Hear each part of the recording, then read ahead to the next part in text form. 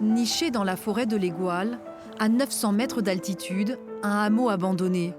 Autrefois, il était le plus important de la commune de Saint-Sauveur-Camprieux. Mais avec le temps, le son des cloches s'est raréfié, le silence s'est installé.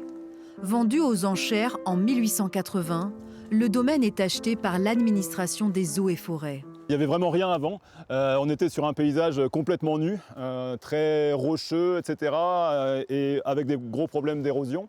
Et c'est pour résorber ces problèmes d'érosion notamment que le programme de reboisement a été mis en place. Les forestiers ont aménagé des bâtiments, installé une pépinière pour cultiver de jeunes arbres.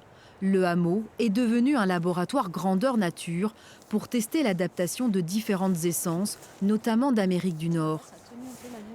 Aujourd'hui, l'arboretum révèle un peuplement forestier varié et des arbres remarquables.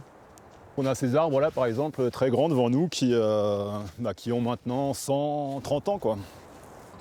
Gîtes de vacances, maisons forestières, des bâtiments qui n'ont plus d'utilité pour l'ONF, l'Office national des forêts.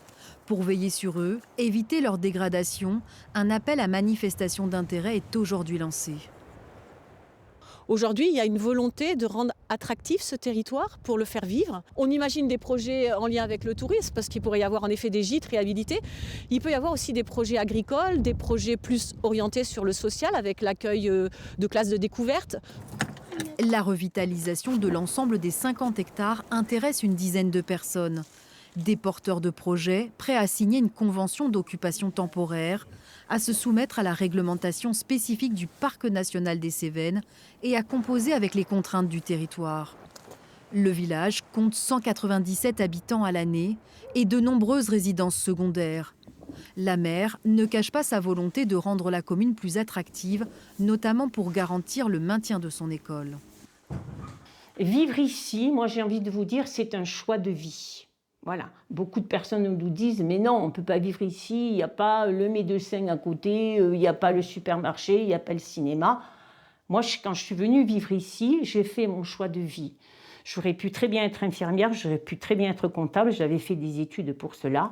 Mais non, je me suis dit, tant pis, tu prendras le travail que tu trouveras sur place, mais tu vis là. Traversé par plusieurs sentiers de randonnée, Saint-Sauveur-des-Pourcils, lieu chargé d'histoire, pourrait retrouver un nouveau souffle dans les années à venir.